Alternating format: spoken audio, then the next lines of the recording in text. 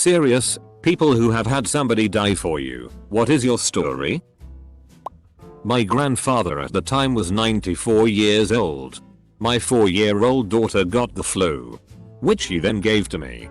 I was homesick with my daughter and I couldn't even take care of myself, let alone my daughter.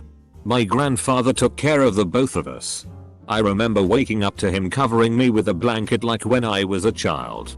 He ended up getting the flu from us and his respiratory system couldn't take it. He passed because he took care of me and my daughter, and it makes me cry every time I remember that. He was a stranger. His death saved me and 3 others. The circumstance surrounding his death will never be completely known as mistakes were made during his medical care. At the time of his death, I had already been on an artificial heart for 11 months and was probably about 2 weeks from death myself. It had been a 3-year journey for me and my family. Getting listed for transplant and then sitting on that list was grueling. I was simply done. I received his heart on the 11th of January 2014. Although the recovery still goes on, I'm alive and enjoying my life. His name was for Tim, and I now know his family. My English may be weird, I am sorry. I don't know if this counts and I don't want to go into detail, but my mother took me when I was 8 years old from Sinŭiju, North Korea with a refugee group to the north of the border of China and North Korea and fled to Thailand and then to South Korea. The important thing is that my family, father and my extended family still lived in Sinŭiju. They did not want to leave due to fear of capture and fear of the United States propaganda, so my mother took it in her own hands. Most likely my family has perished for my mother and my actions. Edit. My mother towards the end told me that longer we stay alive, the bad memories that we have will slowly be replaced by new good memories, we just have to stay alive. Double quote. My mother has since passed away. She became deranged and stressed that led to her death at an early age, and I since moved to the United States after graduating at Seoul National University in English and Business International. Because of my family's sacrifice I can have a somewhat normal life, but I can never forgive myself for my mother and my actions, and I have never told anyone. I don't deserve this life, but I have to live with it. My mom died giving birth to me. I didn't find out about the circumstances of her death until I was 7 and my aunt said something about it to me. It messed me up for a while. I often wonder what my life would have been like if she was around. I had very little female influence in my life. I was raised by my dad and 5 brothers. Dad just treated me like one of the boys, so I grew up working on cars and motorcycles. My dad has never dated anyone since. That sometimes makes me sad too. I look at all the joy my husband brings into my life and want that for him. But I think he is just done with that part of his life. My brothers will sometimes tell stories about her. It's really the only way I know anything about her. There are some pictures around too. People tell me I look just like her and have the same attitude. I just have to take their word for it. I'm older now than she ever was. I look at all the things going on in my life and I feel incredibly guilty for taking that away from her. It makes me want to live my life in a way that I think would make her proud. I got permission to tell this story. My cousin was swimming in a seemingly calm part of a river with a large group of people near his college. At some point he went under the water and wasn't coming back up. Under the surface was a whirlpool that had caught him and wasn't letting go. His best friend dove in to save him and managed to get my cousin out of the whirlpool, but sadly got stuck himself. My cousin wasn't breathing when they pulled him out and they spent several minutes before they could revive him.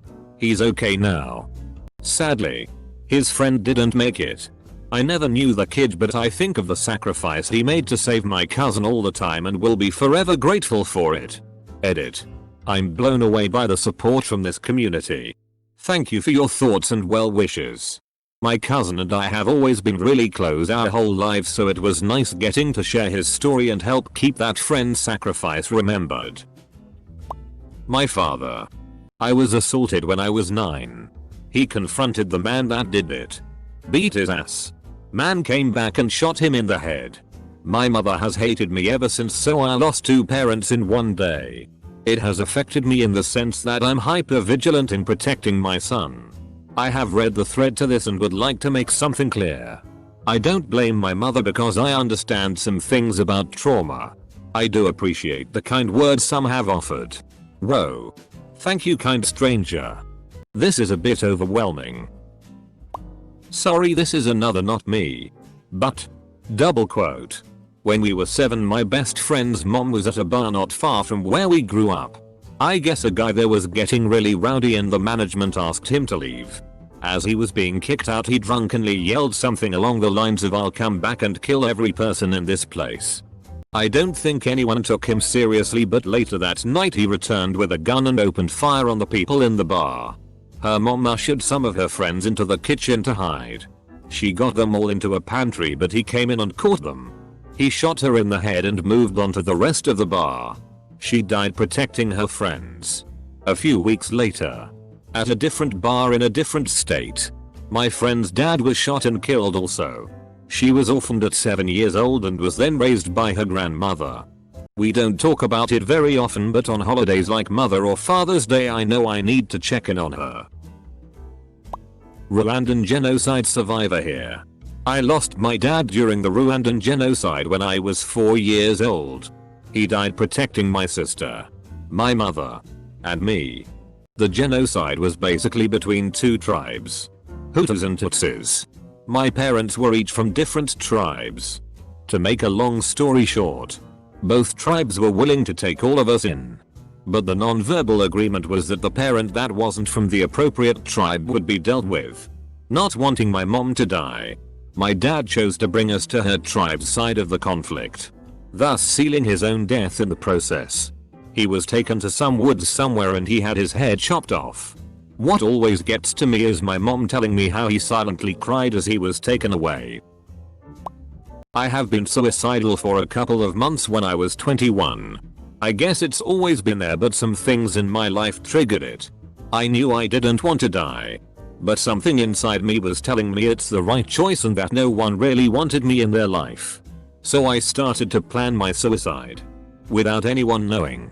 Around that time, my sister-in-law got sick and passed away right on New Year's Eve, and suddenly I got 2 small children to care for. At first, I didn't know what to do. My plans were basically changed super fast. I didn't have time to think on what just happened. But these children changed me.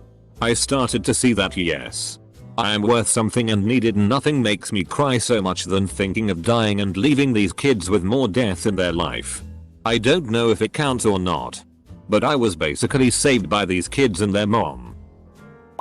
My father was an extremely hard worker. Worked 6 AM to 5 PM 6 days a week. Then one day he had a heart attack and was dead for a few minutes. He was never the same after that. He changed. It's hard to describe, but he wasn't the same. I was 13 at the time. He came into my room and we were playing PS2 Soccer Online. He said to me he didn't want to come back after he died. That wasn't his decision, it was the doctor's. Then he told me how if he were to die our family would be fine. He had hundreds of thousands of dollars worth of tools that he told me the company Snap-on would buy back. He also talked about other things, but this stuck out the most. A few months later he killed himself. It's left a tragic for my family and I feel so bad for them all. Now it's 13 years later and my siblings are still messed up. We would trade anything in the world for him, but I try to remember that was his choice. During a strong earthquake, my grandmother used her body to protect a 4-year-old girl. A wall collapsed and fell on them. I'm told she broke her hip, an arm, and her skull was open. She bled to death and passed from a heart attack. When they dug them out, all she kept asking about was the little girl and saying she's fine. The little girl thankfully survived with a broken arm but couldn't understand what happened to my grandmother. Dog story. Had a border collie named Rascal growing up. He was walking with us while we walked a couple of our friends home. Our neighborhood was super safe, but there were these 2 really mean Rottweilers that were barely contained by a decrepit fence along the road back to our friend's house. Every time we passed by them they would lunge at us, hitting the fence, snarling. Well, we were walking past them, and that particular day, when those dogs lunged, the fence didn't hold. Our sweet pupper jumped between us and the Rottweilers before they could tear us apart. Each of those Rottweilers weighed nearly double than any of us kids and quite a bit more than that compared to Rascal. But Rascal kept them at bay until a neighbor came running to our rescue. At first the neighbor tried to beat the dogs away with a 9-iron. That didn't work, so he resorted to a taser before they backed off. Turns out those poor dogs had been trained to be fighters. Their owner wound up in jail over the entire thing. Rascal didn't make it. It was tragic. But I am so grateful to that beautiful, wonderful dog for saving our lives, as well as our neighbor. I know I'll see him again someday. I don't blame the dogs who killed him. And I know some wonderful Rottweilers, pit bulls, etc. But collies will always have a special place in my heart. When I was in 5th grade, a girl in my class, we'll call J, was at a lake with her cousin and another girl in my class, we'll call M. None of them could swim. The cousin went too far in and was drowning, so J went in after to save her. M tried to get some adults' attention to help her friends, but they all thought it was just kids goofing around. Both J and her cousin drowned that day, and M has always carried a lot of guilt over what happened. I've also always wondered about why they were at a lake unattended when none of them could swim. And how the adults felt after they learned 2 kids drowned and they ignored their friends' pleas for help. Not me personally. But it did affect me. For those who live in the US, you may have heard about this, as it made national news. I used to work at an elementary school, and one day during dismissal time, one of the parked school buses suddenly jumped the curb towards a group of children. The principal was not too far behind them and pushed them out of the way just in time, before the bus hit her and killed her instantly. I was there when it happened.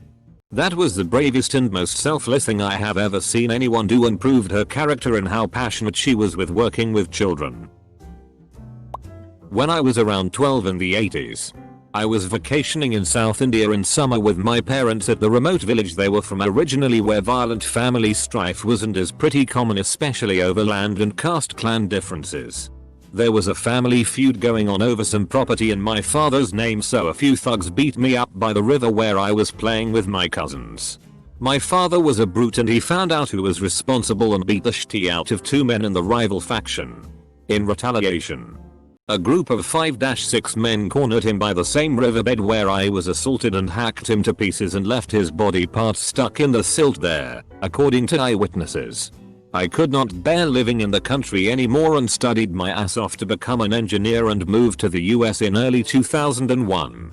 I am happily married with a wife and 2 beautiful children and have never visited home again. This is my home now. The empathy and support system from different specialists here and in general that I get from Americans make me pray for the US every day of my life. Had a moment in Iraq where 2 helicopters worth of soldiers and I were dropped off and got immediately fixed behind a mud wall. Every time we tried to move, the enemy would pin us back. On either end of the wall we had soldiers rotating out to provide suppression before reloading. Our situation was precarious at best. We were a 45-minute helicopter ride from any reinforcement. I was one man in from the end of the wall controlling the attack aircraft when a squad leader wiggled in, giving me more cover and allowing him better control of the soldiers providing fire. This went on. We couldn't gain an advantage over the enemy. And eventually a piece of shrapnel from an RPG hit the squad leader in the head, killing him nearly instantly. The fact that he basically died in my place was not lost in the moment and won't be for the rest of my life. I barely knew him, but I think about him every day. The randomness of combat gives me some solace, though I often second guess my decisions and whether or not something could have been done to better afford him protection. My father's best friend growing up passed away before I was born, but in an absolutely heroic manner. My parents and godfather, Glenn, were rafting along the Colorado River in the early 90s. Following a large section of rapids, they decided to take a break along the shore. Shortly after, they heard screams for help from upstream. Closer to the rapids, a young boy had fallen out of a raft without a life jacket on. Glenn rushed up the shore with his life jacket and jumped in the white water. Swimming towards the boy, he was able to take his own life jacket off, attach it to the boy, and fasten it before he was pulled down by the current. My parents were quite distraught for some time after. They hold Glenn in a different light in their minds and decided to give me their first son. A part of him, my middle name is Glenn. I'm very proud to have had someone like that as a direct influence on my life. I've posted this on other threads before, but it's a story about my dad. It was winter time when I was 10. My father and I were walking across the ice covering the canal across from his house. I believe we were going for lunch. Before I realized what was going on, the ice broke from under us. And after some time of struggling to stay afloat, someone had finally noticed us in the water, encircled with ice. The guy threw an extension cord out to us. My dad told me to grab hold of it, and he pushed hard on me to get me up on the ice so the guy could pull me to shore. As he pushed up on me, I looked back to see his face disappear under the water. That was the last time I ever saw him. Double quote.